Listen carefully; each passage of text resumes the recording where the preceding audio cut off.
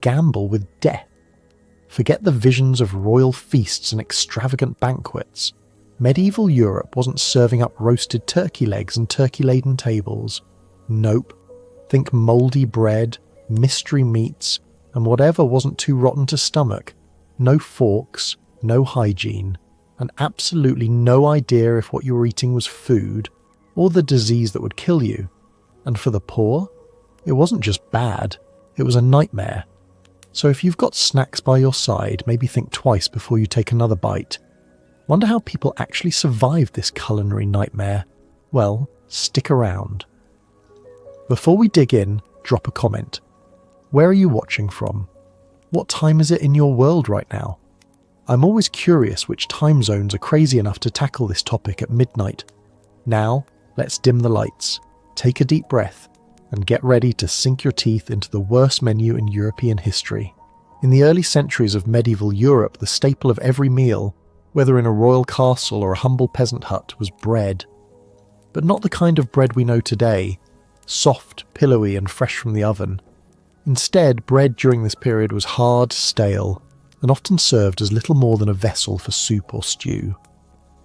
Why? To understand the fate of medieval food, we must first explore the realities of survival during this era. Throughout the Middle Ages, agricultural practices were inefficient at best. Most farming was done with primitive tools, and crop yields were low, with little to no margin for error. A single bad harvest could lead to famine. So, bread, made from wheat, rye or barley, became the basis of life, regardless of the quality of ingredients. But this isn't the worst of it. The bread often became stale quickly due to a lack of refrigeration, and the more ancient bread could have a sour, often mouldy taste. But despite these disadvantages, bread was a crucial part of life. It was used in every meal, soaking up the few watery stews peasants could afford, absorbing the little fat and protein they had available. What's even worse is that bread was often made with the same wheat and grains used to grow the next crop, meaning it was a continual cycle of crop-reliant diets with very little variety. And for the lower classes, their bread was more often than not filled with undesirable ingredients, such as chopped up peasants' remains, discarded grain, or grain that had been stored improperly and became infested with bugs. By the time this bread reached the table, it was far from appetizing. The question remains, how did people manage to live off such a bland, tasteless diet for centuries? As we continue our journey through the dismal world of medieval food, it becomes clear that bread was not just a meal, it was a lifeline. In fact, it was so vital to medieval society that its consumption affected everything from social structure to the survival of entire populations. Bread was life and often death. In towns and villages across Europe, bread served as a daily necessity. For the peasants, a slice of bread was a hard-earned prize after long hours of labour in the fields. It was eaten at every meal, soaked in soup or dipped in the thin stews that were the primary form of sustenance. This daily bread was cheap, though far from nutritious. However, it filled stomachs and provided the energy needed for work. But bread was also a mark of social status. Nobility and the wealthy would eat finer bread, made from the best wheat and often flavoured with spices. In contrast, the lower classes, those who worked the land, had to settle for bread made from darker grains like rye or barley, sometimes even mixed with chestnut flour. It wasn't uncommon for peasant bread to be filled with weeds, bark or other undesirable ingredients when food shortages or poor harvests occurred. One of the more striking aspects of this bread was the way it was prepared and stored. Bread wasn't baked every day. Instead, it was prepared in bulk, baked in large loaves, and then stored for weeks or even months at a time. The bread could become rock-hard, stale, and incredibly difficult to chew. The tougher the bread, the better it was for survival because it could withstand the passage of time and the elements. To soften the bread, medieval peasants had a special method. They would dip the hard loaves into soups or sauces, allowing the bread to absorb whatever little flavour could be mustered from the ingredients. It was not unusual for bread to be soaked in ale, making the meal a necessary but unpleasant combination of nourishment and endurance. But perhaps the most surprising fact about medieval bread is the use of bread soup. This dish consisted of old bread, usually stale and hard, that was dipped into a brothy soup made from vegetables or meat. The bread would soak up whatever liquid was available, making it the primary method of preserving food. It was a frugal way of utilising bread and soup, ensuring that no resources went to waste. However, this practice also meant that the bread lost any semblance of freshness or flavour, resulting in a taste that was nothing short of unpleasant. Peasants, with little access to vegetables, spices or fresh meats, had no choice but to rely on what they had, bread. For the rich, bread was a symbol of power and status, but for the poor, it was simply a matter of survival. This unappetizing form of sustenance was the primary food source for medieval society, from the smallest hamlet to the grandest castle. The most perplexing question remains: why did medieval society persist with this diet, accepting stale, mouldy bread as their main source of nutrition for so long? Was it a simple matter of lack of alternatives, or was there something deeper at play? After countless centuries of reliance on stale, hard bread, medieval Europe gradually moved toward a more varied and complex diet. But the legacy of this humble food staple cannot be overstated. It is said that the hardships endured by the medieval population led to a certain toughness and resilience, not just in the body but also in the psyche of the people. Bread, with all its unappetizing qualities, was what kept them alive through the harshest of times. Bread, though frequently bland and often unpleasant, symbolized endurance. The very idea of bread as a survival tool is fascinating. How something so simple, so seemingly unremarkable, could hold entire societies together for hundreds of years. Its presence on the table every day gave a sense of continuity and stability. Even during famines, bread was still a vital part of the diet, albeit with fewer nutrients. Even the worst of medieval bread was still bread, an unwavering constant amidst the uncertainty of medieval life. For centuries, bread was more than just food. It was a currency. There were taxes paid in bread, particularly in rural areas where grain was the most accessible form of trade.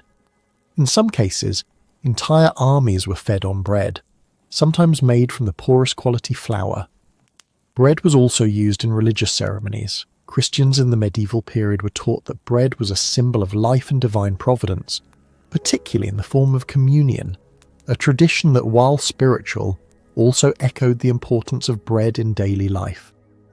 Bread's role in sustaining populations goes beyond the medieval period, affecting the way society developed in subsequent centuries. Its significance laid the groundwork for the agricultural revolution, which would eventually lead to better farming techniques and the development of more diverse and nutritious diets.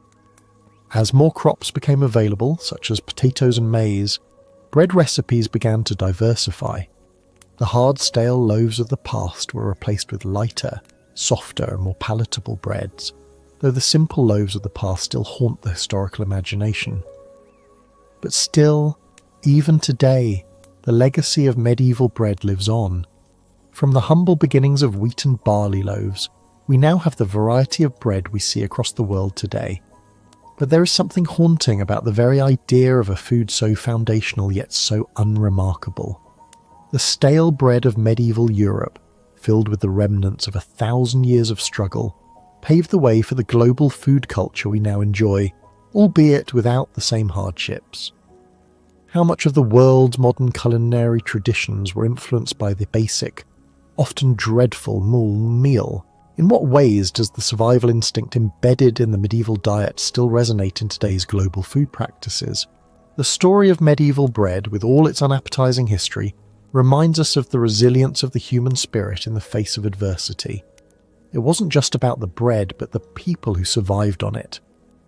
And that, perhaps, is the most important lesson of all. How history, no matter how dull or unappealing, has shaped the present in ways we often don't realize.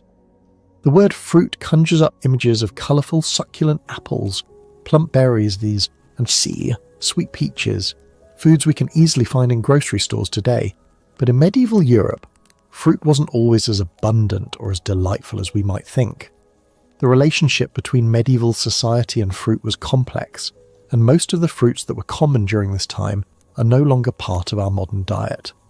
To understand why fruits were so different back then, we need to look at the practicalities of medieval agriculture and the way it shaped the availability and consumption of fruits. Medieval fruit was often wild and unpredictable, grown more from necessity than enjoyment. Many of the fruits people ate were not the sweet, cultivated varieties we're used to today, but rather bitter, sour, or tough, often coming from trees that were wild or unsophisticatedly cultivated. There were no grocery store aisles filled with peaches, pineapples, and grapes. Instead, the fruits available to people were limited to apples, pears, plums, and cherries, many of which had a much more astringent taste than we experience today. Apples were the most common fruit, yet they were often not as sweet as the varieties we enjoy now. These apples were primarily grown for their preservation qualities, rather than their taste. They could be stored for long periods, making them an important food source through the colder months when fresh produce was scarce. Apples would be stewed, dried, or fermented into cider, most often used as a way to get some sweetness or flavour into the otherwise bland winter meals. But apples weren't the only fruit to make its way into the medieval diet. Pears and plums were also common, and these were often preserved by drying, much like apples. Pears in particular were used in cooking, often paired with game meats or in tarts. Plums, however, were more often fermented into alcohol. Prune wine was a specialty in some regions of Europe. This was not for the faint-hearted, as it was a potent drink, nothing like the sweet wines we are familiar with today. Fruit trees were often found in monasteries, which were key centres for agriculture and food production. The monks who grew these fruits often did so as part of a larger plan to feed themselves and their communities. Orchards were carefully tended, but they weren't just about producing food for the monks, they were also used to demonstrate divine providence and grace. Fruits were symbols of fertility and the natural world's ability to provide. For a monk, cultivating fruit was not only a task of survival, but also an act of reverence, a way of honouring God's creations. However, the fruits they grew were often rather bland in comparison to what we expect today, yet the cultivation and consumption of fruit weren't without challenges. The medieval diet was very dependent on seasonality, and fruits were no exception. In a world without refrigeration, once harvested, fruits had to be consumed quickly or preserved through drying, pickling, or fermenting. Fresh fruit was a rare luxury in winter months, and some fruits, like strawberries, simply couldn't survive the cold. But while most of the fruit consumed in medieval Europe was far from the sweet, juicy variety we're accustomed to, it was an essential part of their survival strategy. The question is, how did this limited variety of fruit evolve over time? And what role did it play in shaping the social and agricultural practices of the Middle Ages? The role of fruit in medieval Europe was not limited to being a mere food source. It was deeply intertwined with the practices of medieval medicine, preservation, and religious symbolism. Even though the fruits were not as flavourful or varied as we know today, their uses stretched far beyond the dining table. They were part of a larger, more holistic approach to health and survival, in a time when medicine was rudimentary at best and the natural world held profound significance. In medieval society, the distinction between food and medicine was far less clear-cut than it is today. Many fruits were believed to have medicinal properties and were often prescribed to treat a variety of ailments. Pears, for example, were known for their cooling properties and were often given to those suffering from fever or heat-related illnesses. The juice of the apple was also a common remedy for digestive problems, while plums were used to relieve constipation. Fruit was seen as both sustenance and a natural healing tool, often prescribed by monks or physicians who relied on natural remedies to treat everything from the common cold to more serious conditions. The preservation of fruit was also an art in itself. Medieval Europeans had no refrigeration, so they relied heavily on drying and fermenting to preserve fruits for the lean winter months. Apples, plums, and cherries were dried, often sliced and strung on ropes, or placed in baskets to be stored in cool, dry places. These dried fruits became an important part of the winter diet, added to porridge or stews to bring a bit of flavour and nutrition to otherwise bland meals. Fermentation was another crucial method of preservation. Many fruits were fermented into alcohol to keep them from spoiling. The most notable example is the making of cider from apples, which became a staple beverage, especially in Northern Europe. Fermented plums, pears, and even berries were turned into wines or meads. These alcoholic drinks not only provided some variety to the medieval diet, but were also essential in an age when clean drinking water was often hard to come by. The fermentation process helped kill harmful bacteria, making these drinks safer to consume than water from rivers or wells. But even beyond the practical considerations of food preservation and medicinal uses, fruit in the medieval period carried deep religious symbolism. The apple, for instance, was famously linked to the Garden of Eden and, by extension, to the fall of mankind. For Christians in the medieval period, fruit was a reminder of humanity's lost innocence. Many monasteries and abbeys cultivated orchards, and these fruit trees were not just a source of sustenance, they were seen as sacred. In many cases, the care and cultivation of fruit trees were part of the monks' devotion, symbolizing the cultivation of spiritual fruitfulness in their own lives. The importance of fruit in medieval society extended beyond practical needs to spiritual and cultural symbolism. But the limitations of available fruits meant that the medieval diet was much more austere than our modern one, relying on whatever fruits could survive the harsh climate and poor agricultural practices of the time.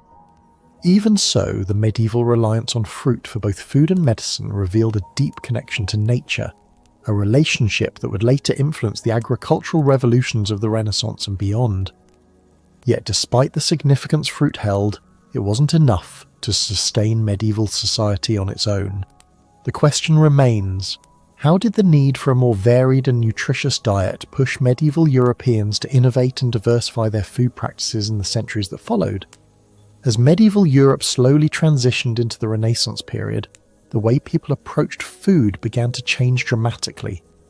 One of the most important factors in this evolution was the advancement of agricultural practices, which led to better cultivation methods and the introduction of new, more diverse foods into the European diet.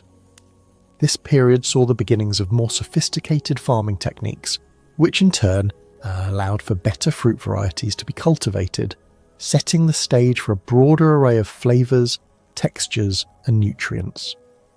By the late medieval period, fruit cultivation began to shift from the wild, erratic varieties grown by monks and peasants to more intentional and controlled farming methods. The monks who had been the main cultivators of fruit started to experiment with different techniques of grafting and planting. This meant that fruit trees, like apples and pears, were no longer limited to the wild types, but could now be cultivated in a variety of forms. The ability to graft and cross-pollinate fruits led to better quality fruit that was not only sweeter, but more resistant to diseases and pests. For the first time in centuries, fruit trees were being planted for the express purpose of increasing the yield of edible fruit, rather than simply as a means of food preservation or medicinal use. This shift toward better fruit farming was particularly noticeable in regions with favourable climates, such as southern France and Spain and Italy. These areas saw an explosion of fruit varieties, and more importantly, the introduction of fruits that had been previously unknown to Europeans. One of the most important introductions during this time was the arrival of citrus fruits from the Middle East and North Africa. Through trade routes established during the Crusades, Mediterranean societies gained access to lemons, oranges, and limes.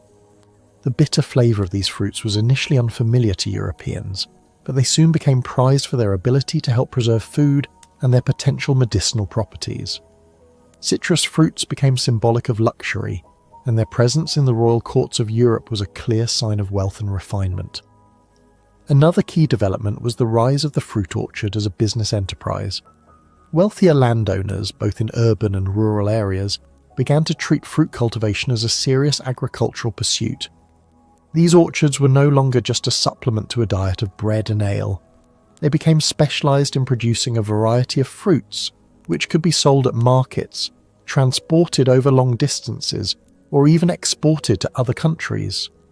The development of fruit trade in Europe had a profound effect on the diet of ordinary people, and for the first time in history, fruits like peaches, apricots, and cherries were becoming more accessible.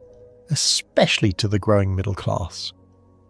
This new variety of fruit, alongside better farming methods, began to alter the diet of Europeans, bringing a shift in culinary practices.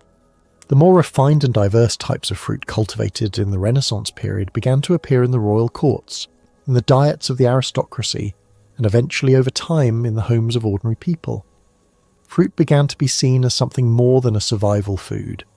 It became a symbol of abundance and luxury. For example, sugar was used more frequently in the preparation of fruits, making jams, compotes, and preserves more widespread. However, this shift was not universal. Even as fruit began to become more accessible in the late medieval period, it was still a relatively small part of the everyday diet for most peasants. Bread, dairy, and meat still dominated the lower classes' meals, and fruit, while more plentiful, remained a luxury reserved for special occasions, festivals, or feasts. By the early modern period, the fruit market had expanded to include an even greater diversity of fruits, and with it, a wider variety of diets. The cultivation of these fruits, combined with improved transportation and preservation techniques, set the stage for the globalization of food. The introduction of fruits like bananas, pineapples, and even exotic fruits from the Americas would revolutionize European diets in the centuries that followed. The days of bitter, astringent apples and pears were slowly becoming a distant memory as fruit began to find its place in the heart of European cuisine.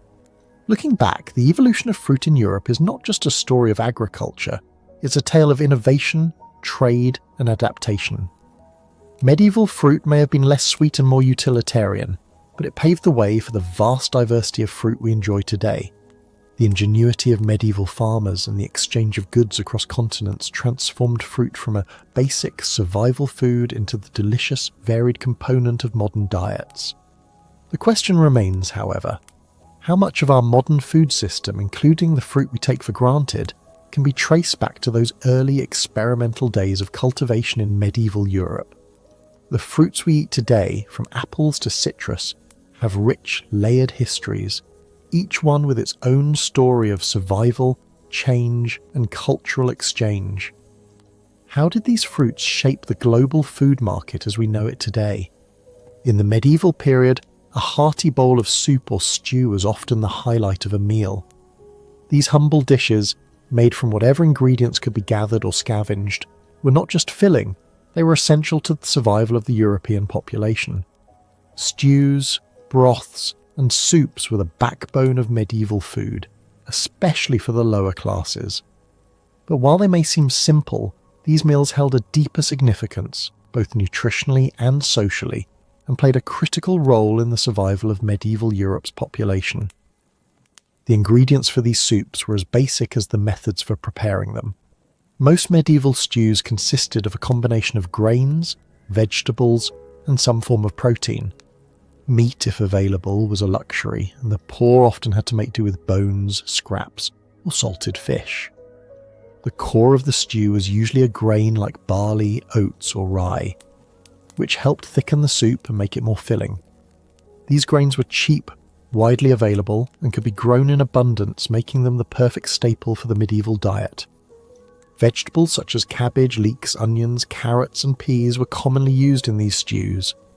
These vegetables were often the only source of vitamins and minerals for the peasants, as they were relatively cheap to grow and were a great addition to soups that could simmer for hours. Legumes, particularly beans and lentils, were another common addition, providing the much-needed protein in a diet that lacked meat for the majority of the population. For the wealthy, the soups were a bit more elaborate, often containing beef mutton or game meats like venison, wild boar, or rabbit. However, even for the rich, soups were an essential part of the meal and were often served in large quantities to feed multiple guests. The rich would add spices, herbs, and sometimes a bit of wine to enhance the flavour, but the basic structure of the stew remained the same, a hearty, filling dish that could feed many people cheaply and efficiently. The simplicity of medieval soups was part of their genius. The long cooking times allowed the flavours to meld together, and even the most basic ingredients could be transformed into a flavourful, nutritious meal. But the importance of soup went beyond the kitchen. It had cultural and social significance too. In a society where food was often scarce, soup was a meal that could stretch to feed large families, and sometimes entire communities. It became a symbol of communal survival. Stews also had practical uses. They were often prepared in large cauldrons over an open fire, making them ideal for the medieval household. Leftovers could be stored for the next day, or even the day after, meaning that one large pot of stew could last for several meals. The pot would often be replenished throughout the day, with more water and ingredients added as needed. This made stews an efficient, low-maintenance meal for those living in difficult circumstances. The real question, however, is how did such a simple dish, so far removed from the fine dining we associate with food today, become the cornerstone of medieval life? Was it simply a matter of necessity, or did the humble stew hold some deeper significance in the medieval worldview? The reliance on stew and broth reveals much about the harsh realities of survival in the Middle Ages, and how creativity in the kitchen was a matter of life and death. As we continue to explore the crucial role of soup and stew in medieval Europe, it is essential to understand the more than just the sustenance it provided. Soup wasn't merely a meal, it was a way of life. In an era without antibiotics, refrigeration or modern medicine, broths and soups were vital for survival. These simple dishes provided more than just food. They were a means of staying healthy in an environment that was often hostile to human life. Broths and soups in medieval Europe were a cornerstone of the diet, particularly for the poor, for one key reason. They provided a concentrated source of nutrition in a world where food was scarce and access to fresh produce was limited. Without refrigeration, food spoilage was an ever-present concern, and the preservation of nutrients was paramount. Long-simmered soups allowed for the extraction of nutrients from bones, scraps of meat, vegetables, and grains that would otherwise go unused. For the medieval lower class, who were often unable to afford fresh meat or high-quality produce, broth became a crucial means of getting necessary nutrients. Bone broths, which were simmered for hours or even days, contained essential minerals like calcium and magnesium, which are vital for bone and overall health. Additionally, the slow simmering process allowed the collagen from bones and connective tissue to break down into gelatin, a substance that helped maintain skin and joint health. These broths were often consumed daily and helped maintain strength and endurance for long, grueling labour. Legumes like beans, lentils and peas, when added to these broths, contributed much needed protein for the body. While the meat in medieval diets was often tough, fatty or rare, legumes offered a more consistent and affordable source of protein, and they were regularly included in soups. Peasants and lower classes often relied on these simple yet vital foods, as they could be grown easily in their own gardens and could stretch further than meat, feeding many people from a single pot. Herbs and spices too were commonly added to soups, not just for flavour, but also for medicinal purposes. In medieval times, the line between food and medicine was often blurred, and soups were often seen as healing elixirs. Garlic, onions, leeks, and mustard were common ingredients, as they were believed to have healing properties. Garlic in particular was considered a powerful remedy for a variety of ailments, from infections to digestive issues. Leeks and onions were thought to promote good health, and mustard was believed to aid in digestion and prevent the build-up of phlegm, a common problem in medieval society. For the nobility, soup served as a way to demonstrate wealth and sophistication, but it also held practical health benefits. Wealthier households would use more expensive meats and exotic spices, creating luxurious broths. But even for the rich, the benefits of broth were clear. Rich, meaty soups made from game meats or fish were often consumed as a way to recuperate from illnesses or to maintain strength during long hunts or military campaigns. Despite its humble nature, the medieval broth became an essential tool in the medieval quest for survival and health. It was a way to make use of every part of the animal, vegetable, orgy, or grain, ensuring that no part of the food went to waste. Broth could be stored for several days, ensuring that food was always on hand, even when fresh produce was unavailable. In a world where food security was never guaranteed, the ability to rely on a simple, nutritious dish like soup was a key component in the endurance of medieval societies. However, the widespread use of broth and soup begs the question, did the medieval reliance on such simple dishes reflect a broader trend in the period, one marked by scarcity and a lack of variety? Or was it a strategic response to a challenging environment? Was soup simply a necessity, or was there something more profound about the way these meals shaped medieval society? As we conclude our exploration of medieval soups and their role in the survival and sustenance of European society, it becomes clear that the legacy of these simple, hearty meals stretches far beyond the Middle Ages. The importance of soups, broths, and stews in medieval diets had profound effects on culinary practices in Europe and eventually the world. These meals, though humble and seemingly unremarkable, shaped not only the way food was prepared and consumed in the medieval period, but also left a lasting influence on the evolution of European cuisine. The medieval soup, in its most basic form, is still alive in many cultures today. Broths, stews, and soups have endured across centuries, passed down through generations, and transformed into the diverse array of soups we now enjoy worldwide. From the French onion soup to the British beef stew, and even the Italian minestrone, many of these dishes can trace their roots back to the types of meals that medieval Europeans ate for survival. In many ways, the medieval stew laid the groundwork for what we now think of as comfort food, a simple, nourishing dish that can feed a family or community. One of the most enduring legacies of medieval soups is the concept of utilising every part of an ingredient, whether it's meat, bones, vegetables, or grains. The practice of making the most of what you have became not just an economic necessity, but a cultural one. In today's world, where food waste is a growing concern, this practice continues to inspire modern chefs and home cooks alike. The idea of transforming leftover scraps into something delicious and nutritious is not only resourceful but also environmentally sustainable. This method of cooking can be seen in modern bone broths, stocks, and slow-cooked stews, which are becoming increasingly popular as people rediscover the value of cooking with whole, unprocessed ingredients.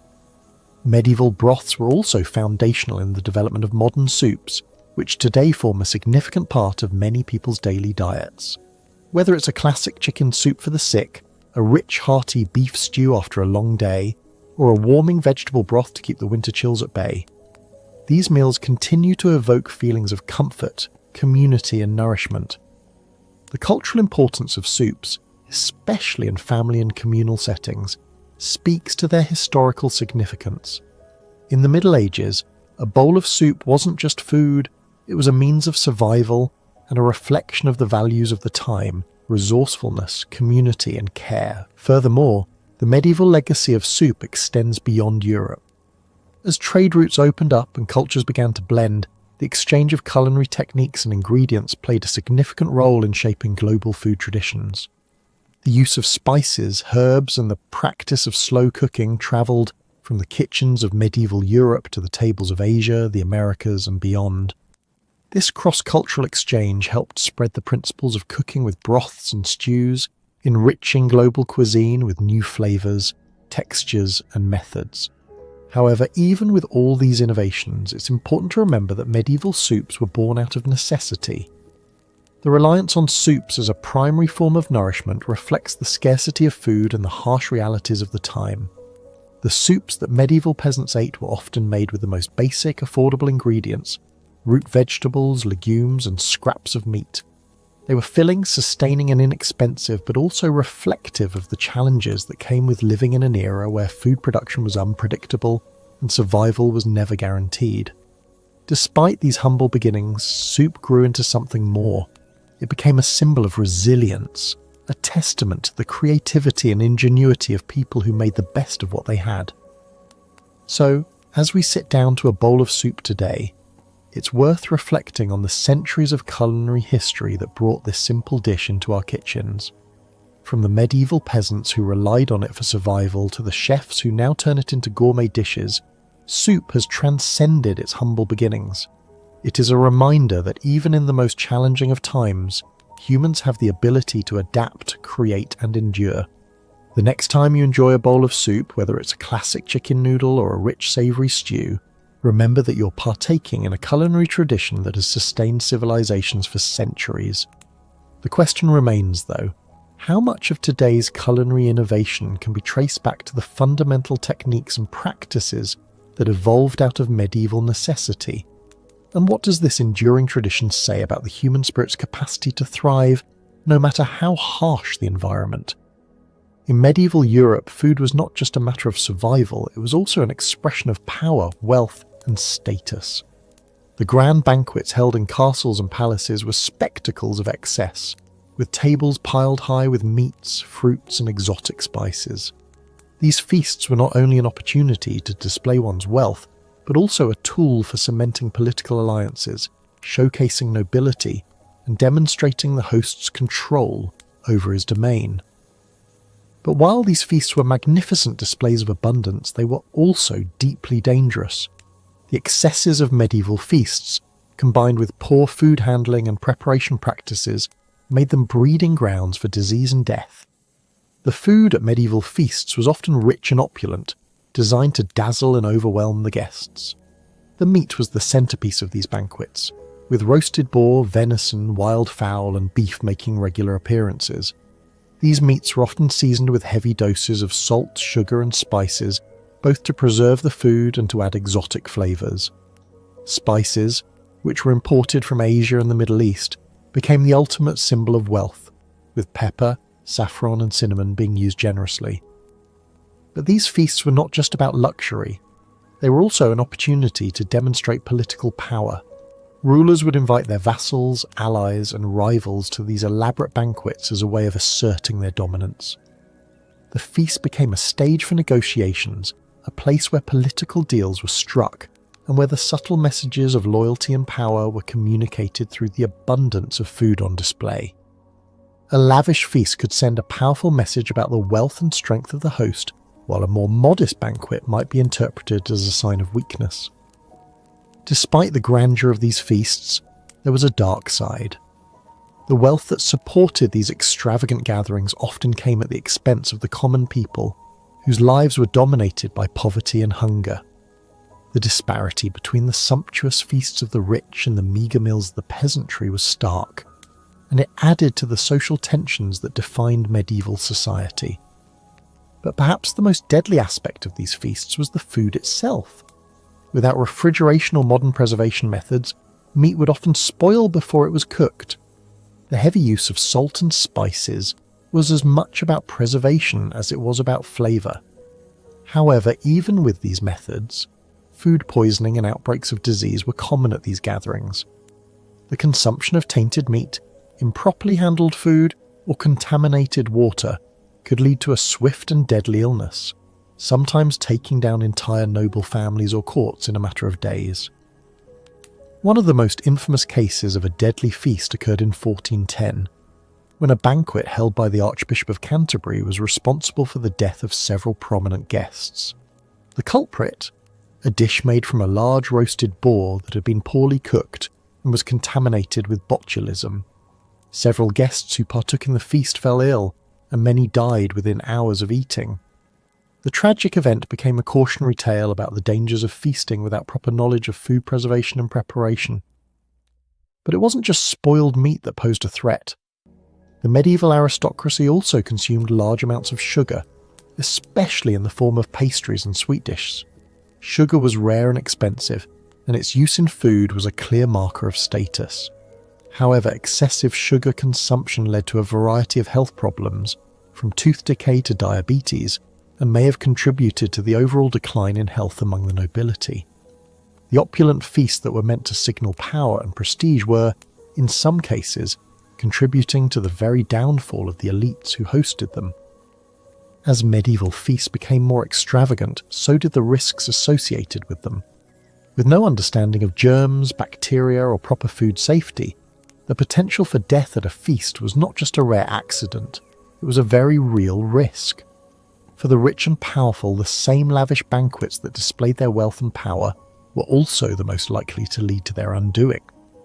The very foods that were meant to impress and indulge could just as easily become weapons of destruction. The real question remains, however, how could the very feasts meant to display wealth and power also end in tragedy? How did the medieval obsession with excess and luxury ultimately contribute to their own vulnerability? And what does this tell us about the balance between indulgence and practicality in the pursuit of power? As we continue our exploration of the deadly feasts of medieval Europe, it becomes evident that the lavish displays of food were not only about indulgence, but also ignorance. The lack of understanding of food safety, preservation, and hygiene led to numerous tragedies that swept through medieval courts and noble households. Without refrigeration or the knowledge we have today about bacteria and pathogens, medieval people were living in a precarious relationship with their food, unaware that the very meals they celebrated could become deadly. The absence of modern preservation methods made food spoilage a constant problem. The meat served at feasts was often slaughtered far in advance, especially in times of war or when access to fresh food was limited. Preserving meat required salting, smoking, or drying, but these methods were not foolproof. Even the best-intentioned attempts at preserving food could fall short, and improper storage would lead to food that was not only unpalatable but also dangerous. Meats like pork, venison, and wildfowl were particularly vulnerable to spoilage. The wealthy, who could afford the luxury of exotic game meat, were often unaware of the risks they were taking when consuming meat that had been poorly preserved. Because the medieval understanding of foodborne illness was virtually non-existent, there was no way to know that eating spoiled or contaminated meat could lead to deadly diseases, such as botulism or salmonella. One of the most common and most deadly illnesses associated with spoiled food was food poisoning. The symptoms of food poisoning were often indistinguishable from other diseases, and medieval people had no way of distinguishing between a natural illness and one caused by spoiled food. A large portion of the nobility, particularly at banquets, consumed meats that were served too late after slaughter, and by the time it reached the table, the meat was already spoiled. This was often masked by heavy spices, sauces, and excessive salt, which hid the staleness and sourness of the food, but did nothing to prevent the harmful bacteria from wreaking havoc on the digestive system. For instance, during one notorious feast in 1526, a banquet in the court of King Henry VIII of England ended tragically when multiple guests became severely ill after eating spoiled venison that had not been properly stored. The entire court was affected, and several members of the royal household had to be quarantined due to the severity of the food poisoning. At the time, the cause of the illness was largely unknown, but today we know that consuming improperly stored meat can lead to the growth of bacteria such as Clostridium botulinum, which causes botulism, a life-threatening condition. But it wasn't just meat that posed a risk. Fish too was prone to rapid spoilage. Medieval seafood, particularly salt-preserved fish like herring, had to be handled carefully to avoid bacterial contamination. This, combined with the absence of refrigeration, meant that fish dishes served at feasts were often at the mercy of how quickly they had been caught, salted, and transported. Even the freshest of fish could spoil quickly if it was not consumed right after being caught, and without knowledge of bacteria or the ways food could spoil, feasts were often the site of mass illness. Another contributing factor to foodborne illness in medieval feasts was the lack of proper hygiene. The medieval kitchen, while often located in the castle or manor, was not the cleanest place. Cooking utensils and dishes were frequently reused without proper cleaning, and there was no way of ensuring that food was prepared under sanitary conditions. Water used for cooking and cleaning was often sourced from rivers or wells, which could easily be contaminated by waste or runoff. This lack of hygiene was exacerbated by the fact that medieval kitchens were often hot, cramped, and dark, creating an environment that was ripe for contamination. This absence of hygiene extended to the servants who prepared the food. While the nobility enjoyed lavish feasts, the kitchen staff, often working long hours under stressful conditions, might not have had the luxury of following the same standards of cleanliness that we expect today. The likelihood of contamination from handling, storage, and preparation made feasts highly dangerous, especially for those who had no choice but to partake in the meals prepared for them. Yet despite the many dangers, feasts continued to be a staple of medieval society. Even the threat of death by food poisoning or spoiled meat could not diminish the prestige of hosting or attending these extravagant gatherings. This dedication to excess, luxury, and indulgence, often at the cost of health and safety, reflected the broader mindset of medieval elites, that their wealth and power were above the realities of daily life. The very feasts meant to celebrate life and power were, ironically, the ones most likely to end in tragedy. But this raises an important question. How did this relationship between food and risk shape medieval society's view of wealth, power, and the value of life? Was the pursuit of opulence worth the constant risk of death? Or were these feasts a demonstration of how deeply the medieval elite were disconnected from the realities of their own mortality? As we reach the conclusion of our examination of the deadly feasts of medieval Europe, we must consider how these grand gatherings, full of both luxury and risk, began to fall out of favour, and how the food practices that developed from these early banquets influenced modern culinary traditions.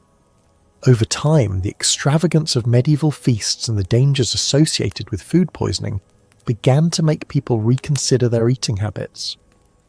With the growth of knowledge in medicine, hygiene, and food preservation, the excessive, dangerous feasts of the medieval period gradually gave way to more regulated, safer, and healthier food practices. One of the primary catalysts for the decline of the medieval feast was the growing awareness of hygiene and food safety in the early modern period. As Europe entered the Renaissance and beyond, significant strides were made in understanding sanitation, the spread of diseases, and the importance of food preservation. The use of salt and spices to preserve food began to be regulated more carefully, and the medieval reliance on spoiled and poorly prepared meats started to decline. As trade routes expanded and global exploration brought new ingredients and preservation methods, Europeans began to adopt more sophisticated techniques of food handling and cooking. The introduction of refrigeration and the improvement of food storage methods were transformative for the culinary world. While refrigeration wouldn't become widely accessible until the 19th century, the concept of keeping perishable items cool started to emerge with the development of ice houses and later mechanical cooling systems. This shift in food preservation practices allowed for fresher ingredients to be used in cooking, reducing the risk of foodborne illnesses caused by spoilage. The once prevalent practice of serving large quantities of preserved, salted and dried meats became less common, as it was no longer necessary to rely on such methods to keep food from spoiling. Moreover, the rise of medical knowledge and the understanding of foodborne pathogens led to a shift in attitudes toward food preparation. Advances in science, such as the discovery of bacteria and the development of germ theory, had a profound impact on how food was viewed and handled. During the medieval period, feasts were often enjoyed without any thought to the bacteria or pathogens lurking in improperly prepared food. But as the centuries progressed, more emphasis was placed on cleanliness, food hygiene, and proper cooking techniques. By the 16th century, cooks in royal courts and noble households began to adopt more hygienic practices. Kitchens were relocated to more sanitary environments, and there was a stronger emphasis on the proper handling of meat and produce. Additionally, the increased availability of fruits and vegetables, particularly after the agricultural revolution, meant that meals became more balanced and nutritious. With access to a wider variety of food, the all-meat, high-fat feasts that characterized the medieval period gradually transformed into more health-conscious meals, incorporating a greater variety of vegetables and less reliance on excessive meats. The fall of the medieval feast also coincided with the rise of social and political changes that began to reshape how food was consumed in Europe. The more extravagant feasts began to be seen as out of touch with the needs of the common people. As revolutions and social movements gained traction, there was an increased desire for a more egalitarian distribution of wealth and resources. The extravagant feasts of the nobility were no longer seen as a reflection of prosperity, but as the symbol of excess and inequality. The changing social landscape led to a shift in culinary practices that reflected a growing awareness of fairness and shared resources. The legacy of the medieval feast, however, lives on in many of the traditions and practices that continue to shape our eating habits today. For example, the idea of feasting on special occasions, whether it's a holiday meal or a wedding banquet, is still deeply ingrained in many cultures around the world. While the risks associated with spoiled food and excessive indulgence have been reduced through advances in food science, the celebratory nature of a feast remains a key part of how we come together to mark important events. Additionally, the concept of preserving food for long periods has evolved into the modern practice of canning, freezing, and vacuum sealing. These methods, combined with refrigeration and more advanced technology, have made food preservation safer and more efficient than ever before. The reliance on salt and spices as preservatives has been replaced with modern techniques that maintain the flavour and nutritional value of food without the same health risks. But even as we enjoy the benefits of these advancements, it's important to remember the lessons of the medieval feast. The extravagant meals that once symbolised power and wealth were, in many ways, a product of ignorance and excess.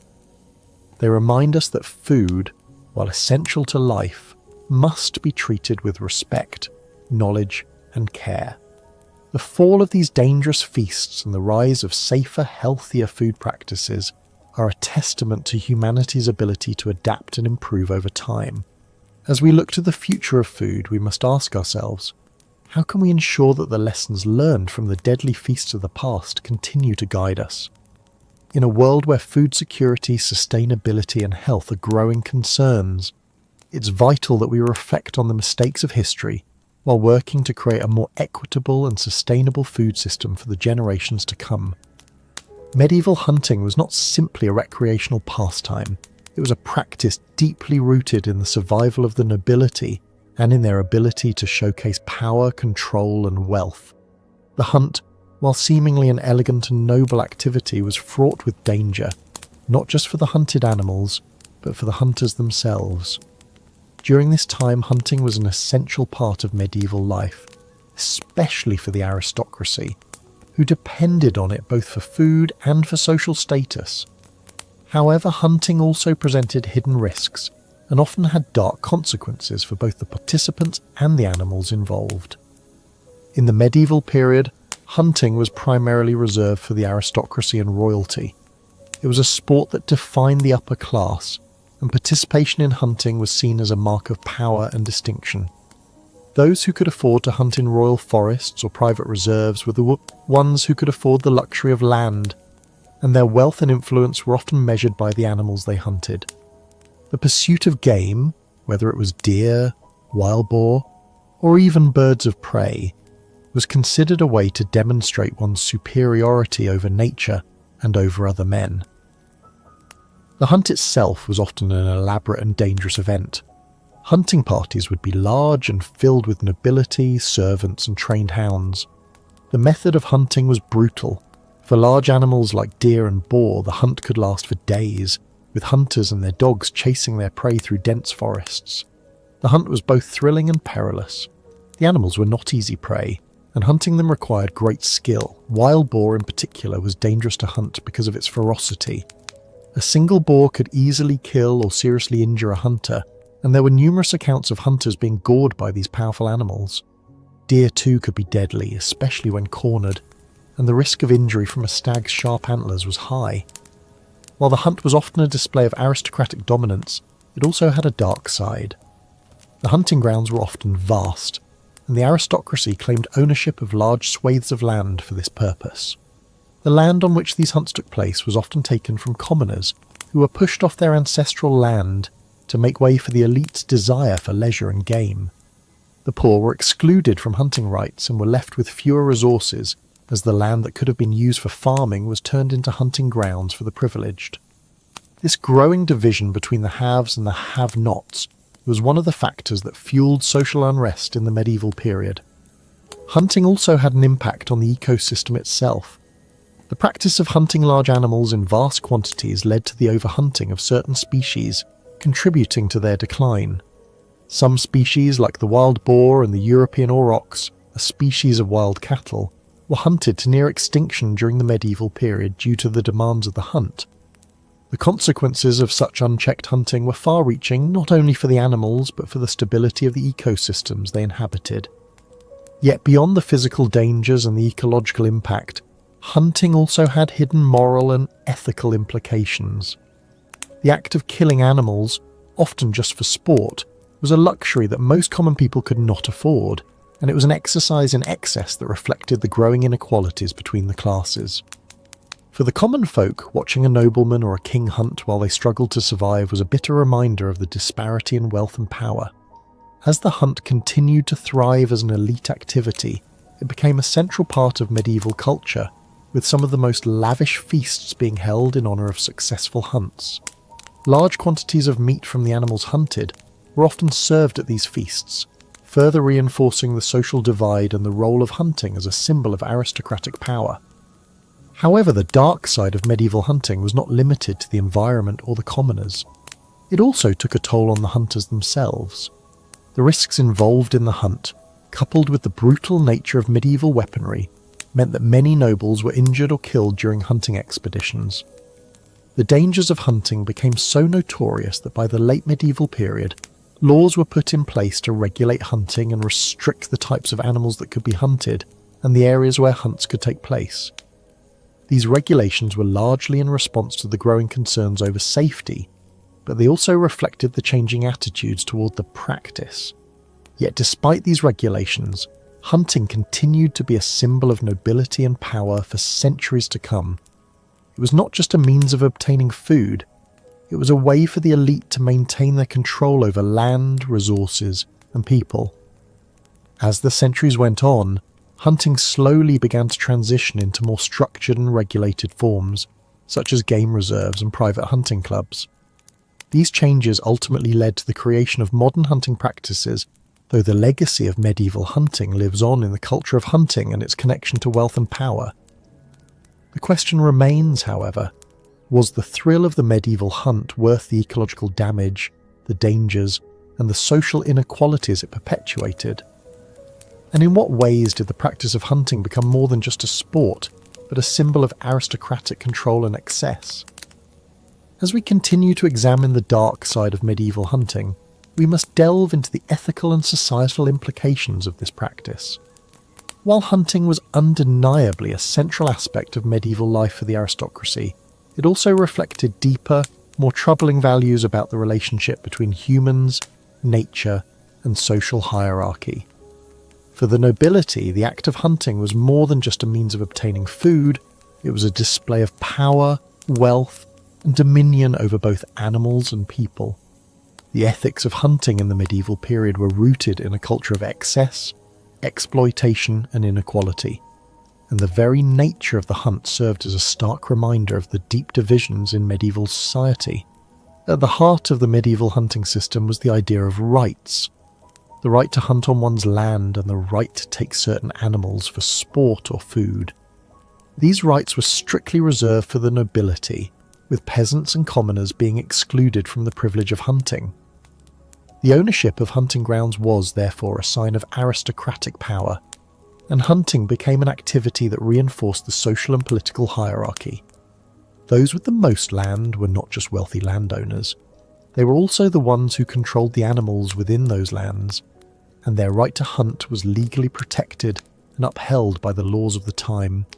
The exclusion of commoners from hunting rights had profound social and economic implications.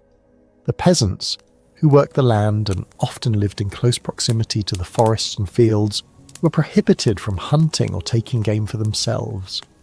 In many cases, they were even forbidden from hunting small game, such as rabbits or birds, which could have provided them with vital sources of protein.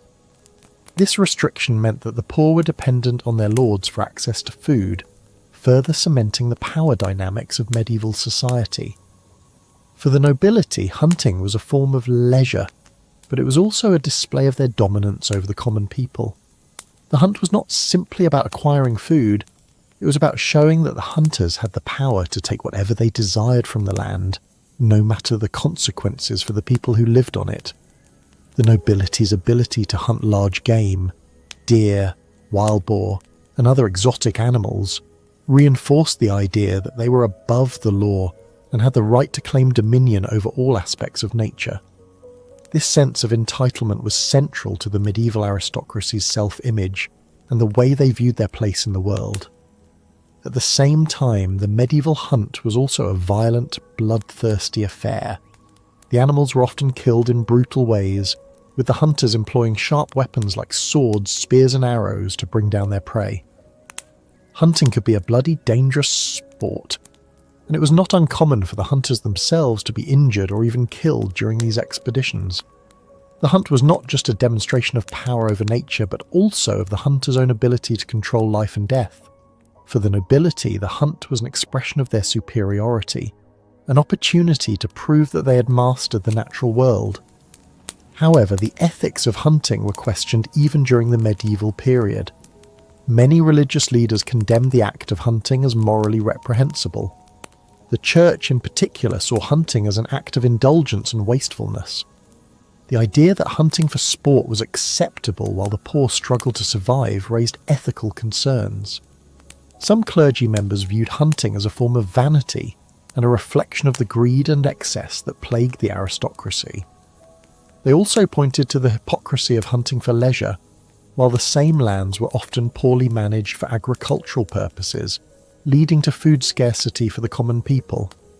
Furthermore, the environmental impact of hunting was another ethical consideration.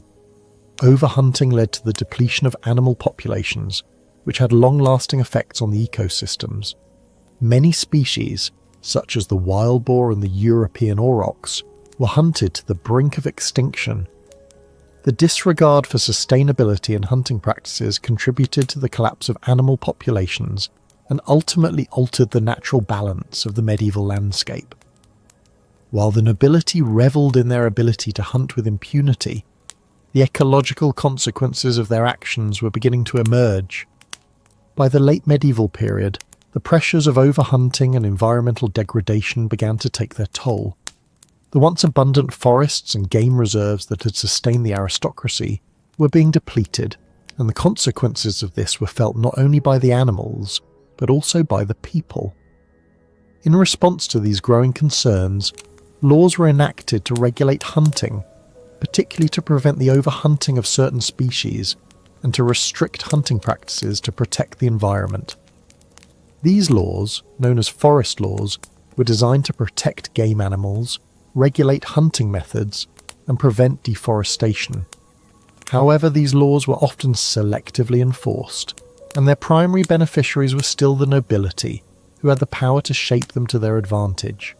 Despite these regulatory efforts, the moral and ethical dilemmas surrounding medieval hunting persisted. The hunt remained a symbol of privilege, control, and dominance over both nature and society. The question remains, did that aristocracy ever truly recognize the harm they caused, both to the environment and to the people, in their pursuit of leisure and sport?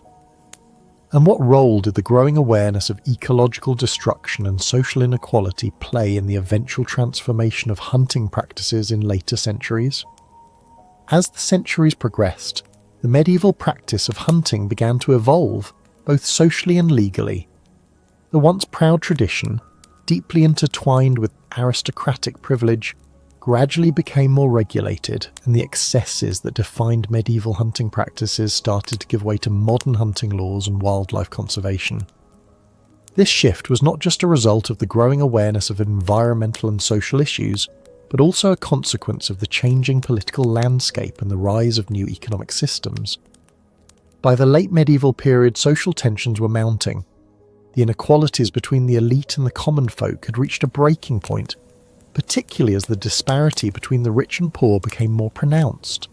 The nobility's extravagant hunts, which were often marked by excess and waste, became symbols of the aristocracy's disregard for the welfare of the peasantry. The peasantry, who were prohibited from hunting and often faced dire food shortages, were increasingly resentful of the lavish feasts and abundant game enjoyed by the elite. This resentment eventually led to uprisings, with common people demanding more rights and access to resources, including hunting grounds. In response to these growing tensions, monarchs and rulers began to implement more stringent hunting regulations. The so-called forest laws which had been in place since the Norman conquest of England in the 11th century, became more restrictive in the late medieval period. These laws were designed to protect hunting grounds, restrict hunting practices, and limit the types of animals that could be killed. However, they also served to further entrench the privileges of the nobility. The forest laws were primarily enforced for the benefit of the aristocracy, and peasants who hunted without permission were often punished harshly, facing fines, imprisonment, or even execution. The very same laws that were meant to protect the game also served to keep power in the hands of the elite. Despite these measures, the environmental toll of overhunting began to become more apparent. Many species, such as the wild boar and the European aurochs, were hunted to extinction or near extinction. As hunting became less about necessity and more about luxury, the depletion of wildlife was inevitable. Overhunting contributed to the destabilization of ecosystems, which had long-term effects on biodiversity. The depletion of forests, driven in part by the need for more hunting grounds, also contributed to the erosion of natural habitats. The medieval obsession with hunting for sport, without consideration for the long-term consequences, left a lasting scar on the natural world. By the time the Renaissance rolled around, attitudes toward hunting were shifting. The rise of humanism and the increasing emphasis on knowledge and scientific inquiry brought new perspectives on nature and the environment. The excesses of the medieval hunt were being questioned, and hunting began to take on a more regulated and sustainable form. While the elite continued to hunt for sport, the idea of preserving wildlife and ensuring that hunting was conducted in a responsible manner started to gain traction. The first wildlife preservation efforts, such as the establishment of game reserves, emerged during this time, setting the foundation for modern conservation efforts. In the centuries that followed, hunting practices continued to evolve. As firearms became more widely available in the early modern period, hunting changed from the dangerous physical pursuit it had been in the medieval era to a more controlled and structured activity. The emergence of hunting as a sport rather than a means of survival marked a significant departure from the past. Hunting became more formalized, with clubs and societies dedicated to preserving game and promoting ethical hunting practices. The modern legacy of medieval hunting is complex.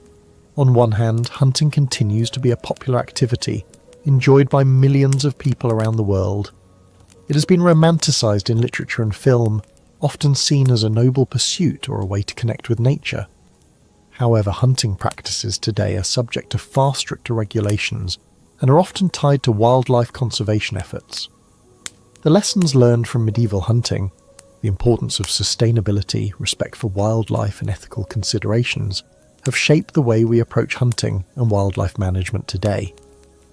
At the same time, the legacy of medieval hunting also reminds us of the dangers of unchecked power, excess, and the exploitation of both people and animals. The aristocratic hunting practices of the past, which were so entwined with social inequality and environmental degradation, serve as a cautionary tale. They highlight the dangers of treating nature and wildlife as commodities to be used for personal gain without consideration for the long-term consequences. Today, as we face pressing environmental challenges, including the loss of biodiversity and the depletion of natural resources, the lessons of the past are more relevant than ever. Modern conservation efforts, which focus on protecting endangered species and preserving habitats, are a direct response to the mistakes made during the medieval period.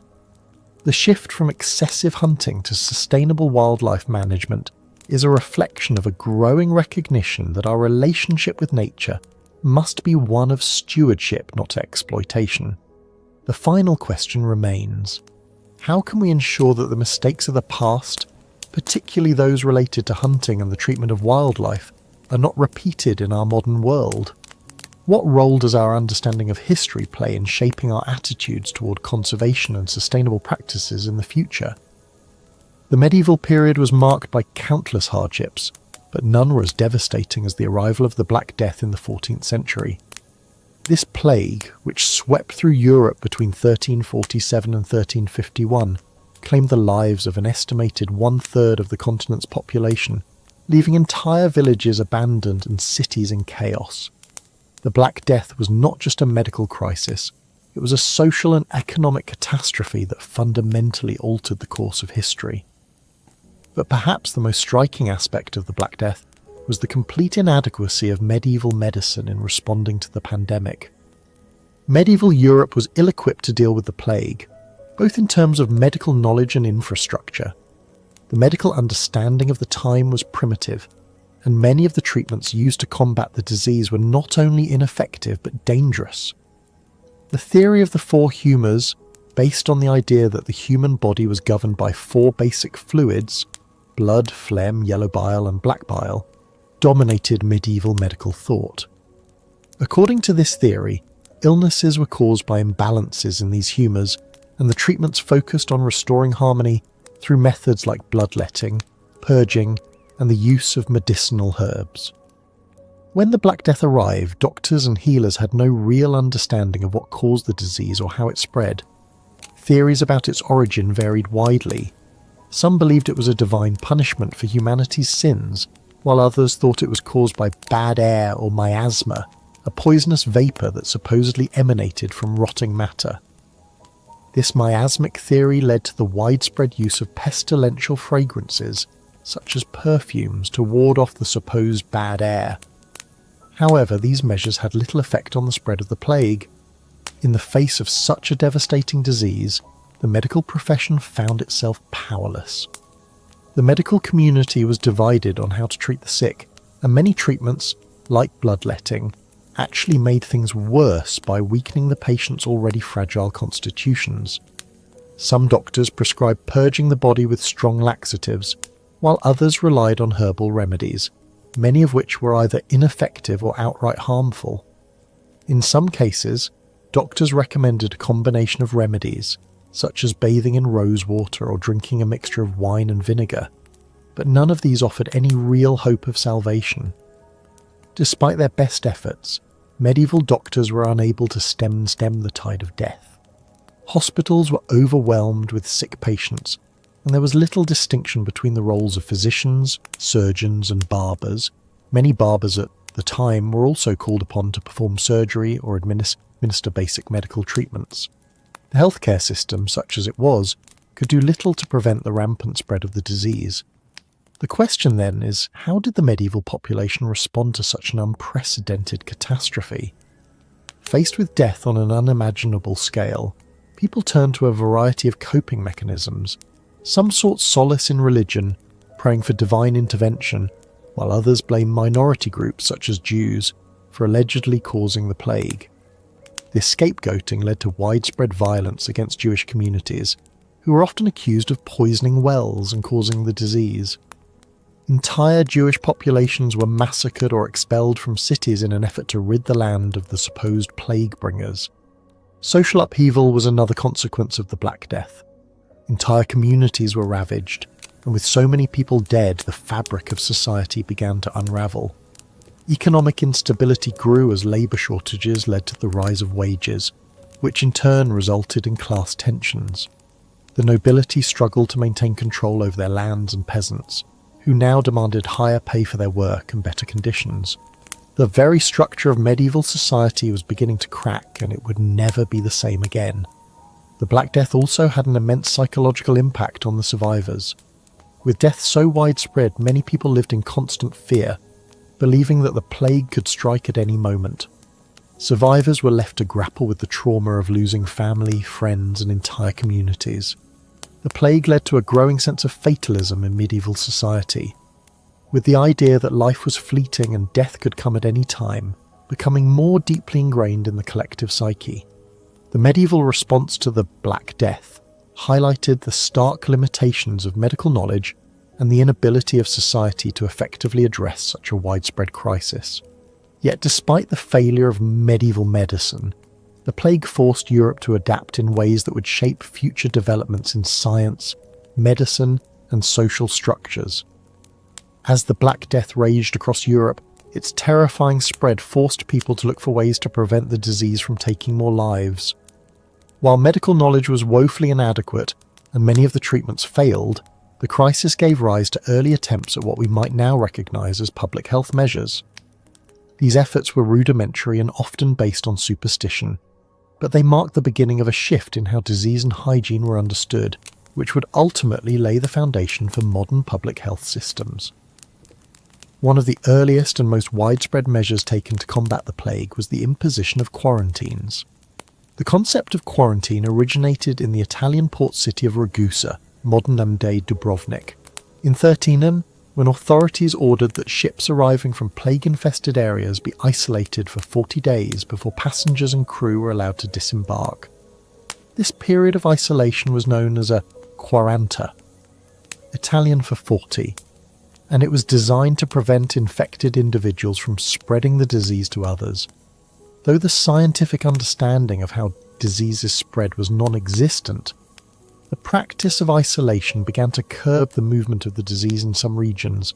It also helped form the basis of future public health policies in Europe. In addition to quarantines, medieval authorities often resorted to the burning of infected clothing, bedding, and homes. While this practice had limited effectiveness in preventing the spread of the plague, it was seen as a way to cleanse the infected environment and stop the disease from spreading further. The practice of destroying contaminated materials was a primitive form of sanitation, though it lacked any real scientific understanding of the role that bacteria or viruses played in transmission. In the wake of the Black Death, a growing awareness of the importance of hygiene began to take root. This shift was gradual, and many of the practices that were put in place were based on the idea of purification rather than medical science.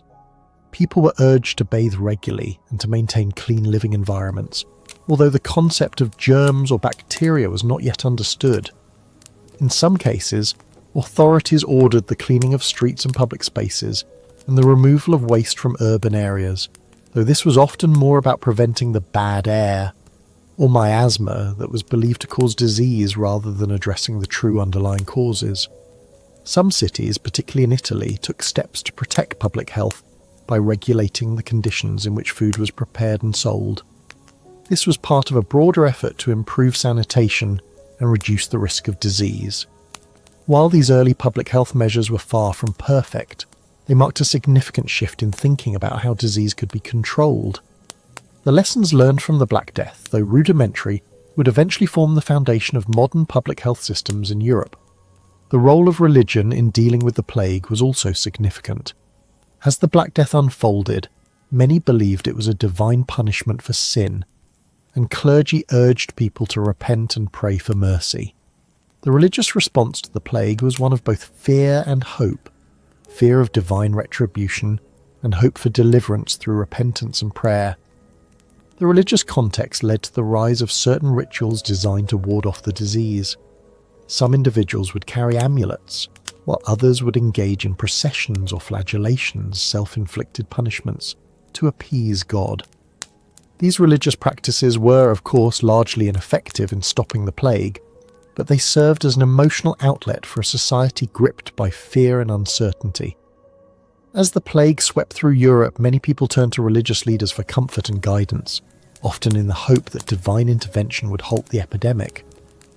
But the ultimate failure of these religious practices to stop the plague contributed to a growing sense of disillusionment with the church in some areas. The failure of the clergy to provide a solution to the plague led some to question the power and authority of religious institutions, sowing seeds of doubt that would later contribute to the Reformation. While the medieval responses to the Black Death were often misguided and based on superstition, they set the stage for later developments in medicine and public health. The Black Death also sparked an interest in the study of disease, which would eventually lead to more scientific investigations into the causes of epidemics. Although the understanding of disease causation would not advance significantly, until the 19th century with the advent of germ theory, the ideas of isolation and quarantine, as well as the emphasis on hygiene, would continue to evolve. Medieval responses to the Black Death were rudimentary, but they laid the groundwork for more systematic public health measures that would emerge in later centuries. These early efforts at disease control, while based on limited knowledge, signalled the beginning of a shift in how people understood and approached illness. They marked a slow and gradual move away from supernatural explanations for disease toward more practical, albeit flawed, measures aimed at containing outbreaks. Despite the failure of medieval medicine and the limited understanding of how the plague spread, one of the most lasting effects of the Black Death was the deep impact it had on Europe's collective psyche. The trauma of witnessing entire communities wiped out and the helplessness in the face of such a devastating disease reshaped the way people viewed life, death, and illness. The impact of the Black Death was not just medical, it was social, psychological, and cultural, leaving an indelible mark on the history of Europe. As the Black Death eventually subsided, it left in its wake not only millions of dead, but also a transformed European society. The plague was more than just a deadly disease. It was a catalyst for profound changes in many aspects of life, including medical practices, social structures, and religious beliefs. While the immediate aftermath was filled with grief and confusion, the long-term consequences of the Black Death would pave the way for the evolution of modern medicine and the way society approached public health. In the aftermath of the plague, medieval Europe faced significant social and economic upheaval. With a third of the population dead, there was a sharp decline in the workforce which led to labour shortages. This, in turn, had a profound impact on the economic landscape. Wages rose as peasants and labourers were in short supply, and the social hierarchy began to shift. The traditional feudal system, which relied on a large subjugated peasant class, was destabilised.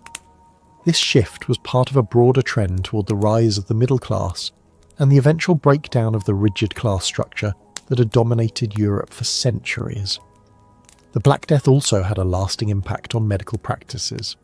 While medieval medicine was still in its infancy, the sheer scale of the plague forced people to think more seriously about how diseases spread and how they could be prevented.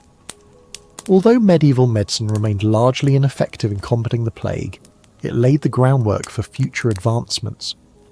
The idea of quarantine, which had been employed in some places during the Black Death, became an important tool in later epidemics. Quarantine laws were formalised, and isolation became a key strategy in dealing with infectious diseases.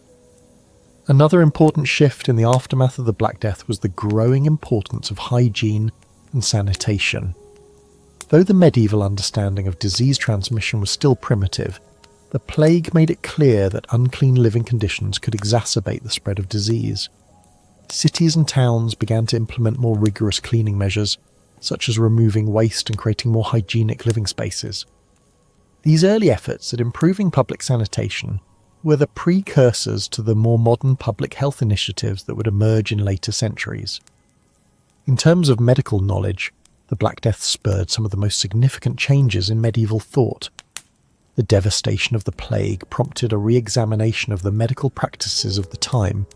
Doctors began to look for new ways to prevent and treat diseases, and medical scholars started to question the accepted theories of disease. This curiosity and skepticism would eventually lead to the scientific revolution and the birth of modern medicine. One of the most significant developments was the rise of the Renaissance in the late 15th century, which brought with it an explosion of interest in science, anatomy, and empirical observation. The Renaissance marked a shift away from purely theological explanations for disease and death and toward a more scientific, evidence-based approach. This period saw the dissection of human bodies, which had previously been taboo, and the publication of medical texts that laid the foundations for the study of anatomy and physiology. The medical profession also began to evolve during this time. Physicians, who had once been trained in universities and had little practical experience, began to learn from actual cases and incorporate more hands-on knowledge into their practice. The rise of pharmacies and the study of herbal remedies were also part of this transformation, as medical practitioners sought new ways to treat illnesses. However, despite the growth of medical knowledge, the field was still rudimentary by modern standards, and the understanding of diseases like the plague remained limited. One of the most profound impacts of the Black Death was its effect on the relationship between the church and the people. During the plague, many turned to religion for answers, seeking divine intervention or protection.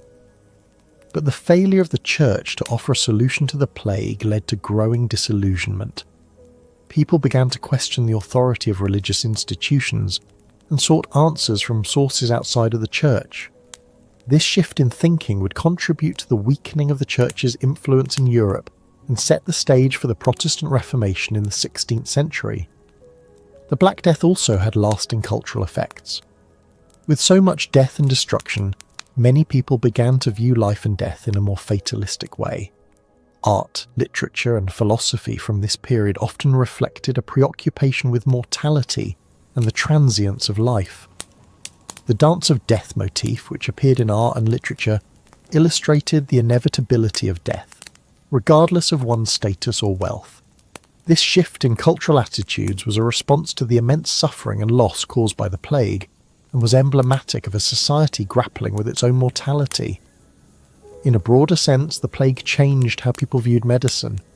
The collapse of medieval medicine in the face of such a devastating epidemic highlighted the inadequacies of the time and created the desire for a better understanding of health, disease, and the human body. This desire for knowledge led to the growth of medical schools, the spread of new ideas, and the eventual establishment of public health systems. Though medieval medicine could not stop the Black Death, the aftermath of the plague set in motion changes that would eventually lead to a more scientifically informed and systematic approach to health. The development of medical knowledge during the Renaissance, the rise of public health initiatives, and the ongoing exploration of disease transmission laid the foundations for the modern medical world.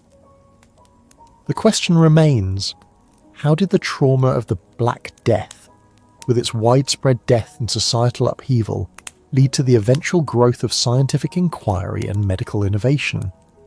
What lessons did medieval Europe learn from this devastating event?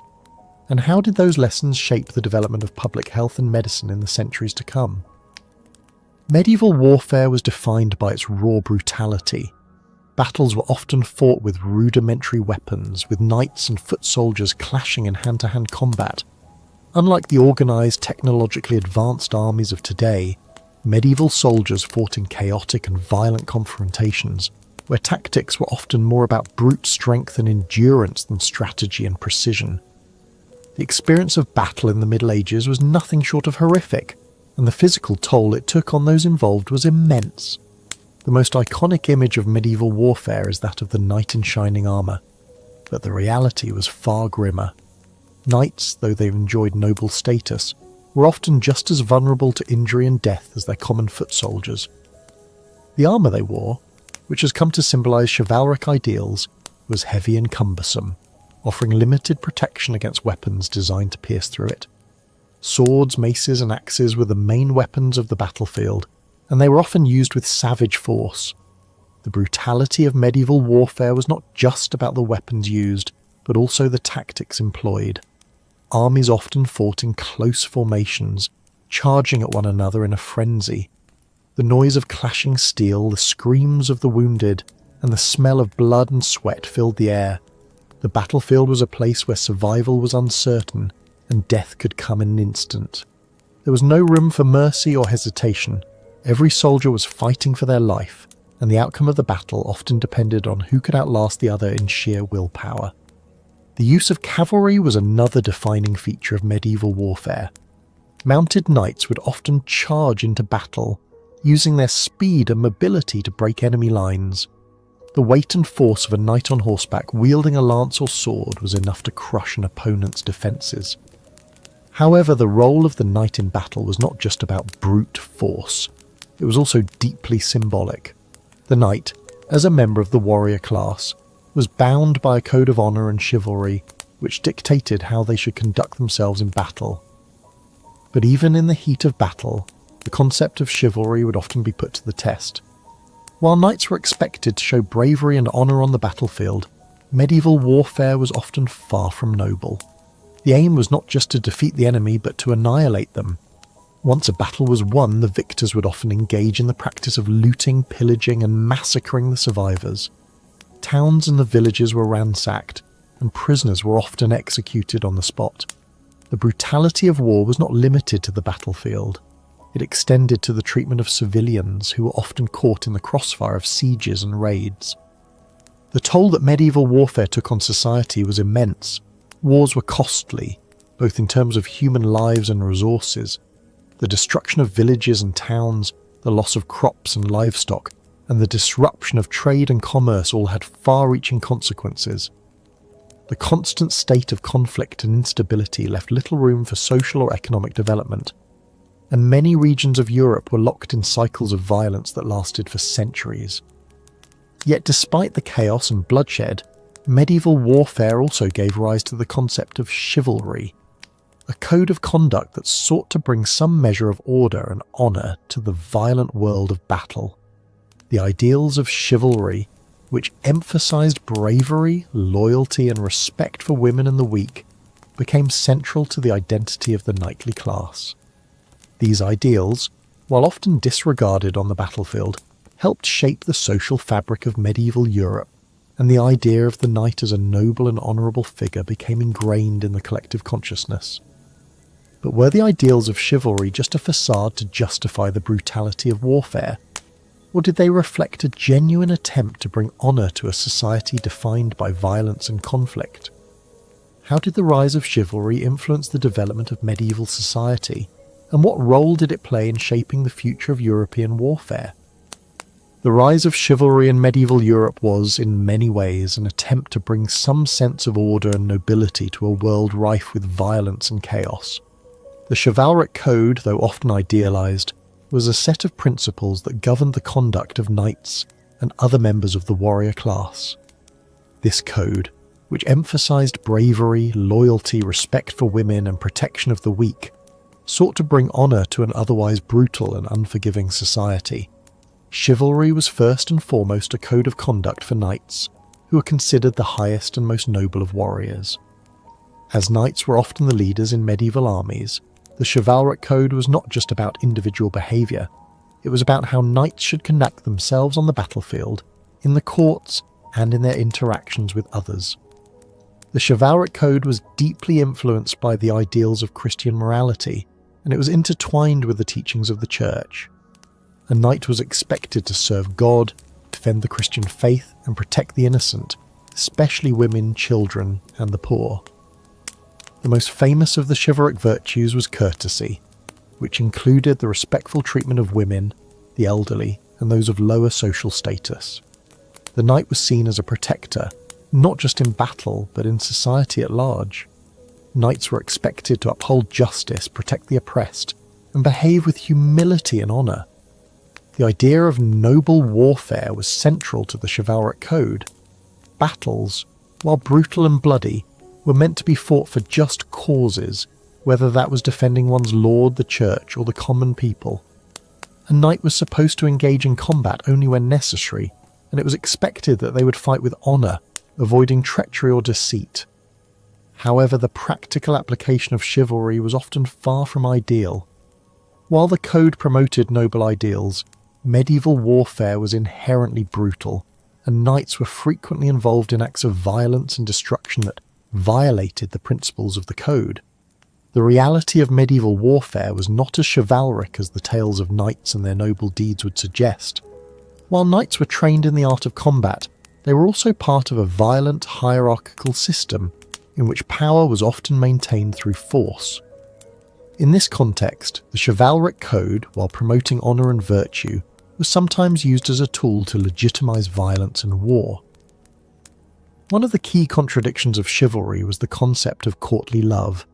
This idealised form of love, which was often romanticised in medieval literature, portrayed knights as devoted lovers who performed heroic deeds to win the favour of a lady.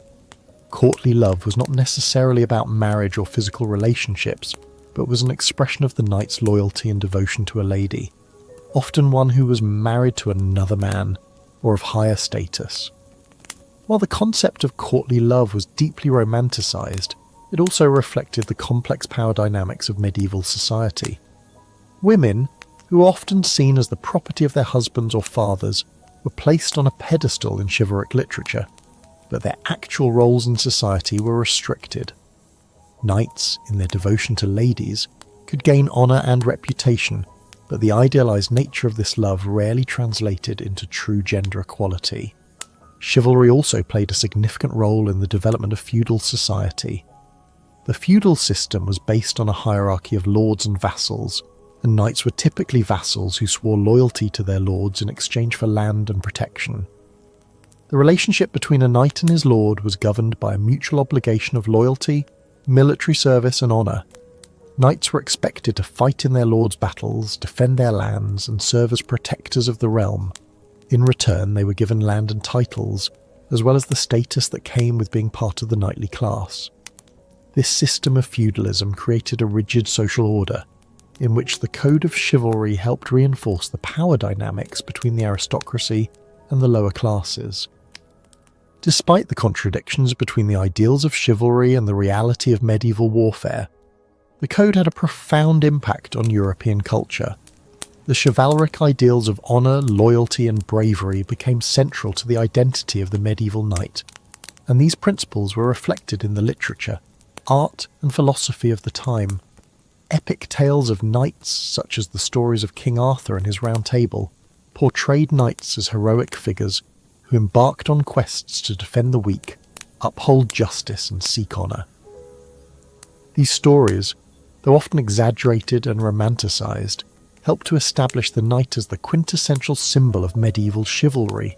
The concept of chivalry continued to evolve over time, but it was never fully realised in the way that the code's architects had hoped. As the medieval period gave way to the Renaissance, and the advent of gunpowder and firearms, the role of the knight began to change. Warfare became more focused on strategy, artillery and military tactics, and the age of the armoured knight gradually came to an end. However, the ideals of chivalry continued to influence European culture, especially in literature and art, where knights remained figures of nobility and honour. In the modern world, the legacy of chivalry lives on in the form of the modern military, which continues to emphasise ideals of bravery, loyalty and duty. The concept of a code of conduct for soldiers, whether in times of war or peace, can be traced back to the chivalric traditions of the Middle Ages. The idea of protecting the innocent, upholding justice and acting with honour is still a central tenet of military service today. The question that remains is, to what extent did chivalry serve as a tool for the perpetuation of medieval violence and social inequality? Was the chivalric code truly a noble ideal, or was it simply a way to justify the violence and inequality of medieval society? And in what ways does the legacy of chivalry continue to shape our understanding of honour, warfare and duty in the modern world? As the medieval world gave way to the early modern period, the ideals of chivalry continued to echo through the corridors of European history. While the structure of warfare evolved with the introduction of gunpowder and firearms, the core concepts of chivalric honour, loyalty and bravery persisted, influencing not only the development of military ethics, but also the broader cultural and social fabric of Europe. The legacy of chivalry is not just confined to medieval tales of knights and damsels, it extends far beyond the Middle Ages, influencing both the military traditions and cultural norms that would emerge in later centuries. Chivalry, though it was initially a code governing knights, gradually influenced the broader idea of military conduct. Even as the feudal system crumbled and the role of knights shifted in the wake of firearms and centralised armies, the underlying principles of chivalry were woven into the fabric of military ethos. Early modern armies, though different in structure and technology, still carried the weight of these medieval ideals. In fact, the military codes of conduct, which emphasise bravery in battle, loyalty to the king and protection of the weak, all found their origins in the chivalric tradition. Even as tactics and weaponry shifted, the idea of fighting with honour remained central to military ideology. One of the most notable ways in which chivalry's legacy persisted was in the concept of just war. The chivalric code had long dictated that warfare should only be waged for just causes, whether to defend one's realm, protect the innocent, or uphold justice. This idea of a just war became a guiding principle for many of the wars that would follow in the early modern period. The notion that knights fought for noble causes, even as they engaged in brutal violence, laid the groundwork for discussions of military ethics in later centuries.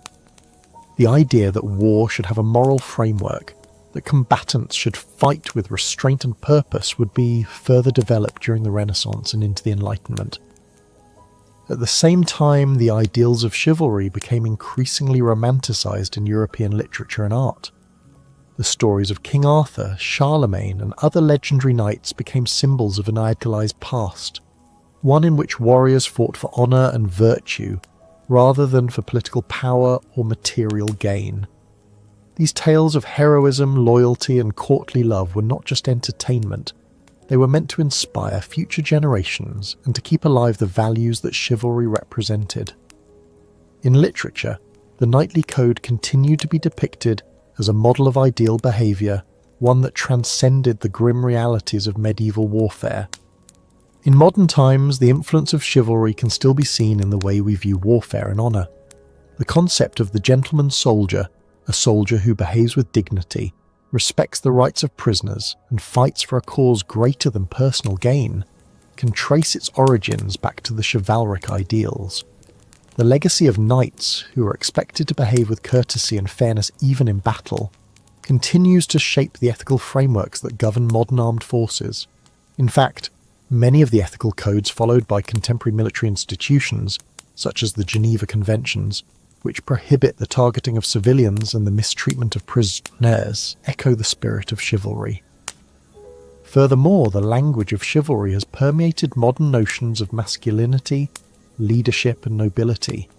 The romanticised image of the knight as a figure of honour and virtue persists in cultural representations of heroism. From literature to film, the knight continues to be a symbol of courage, loyalty, and righteousness.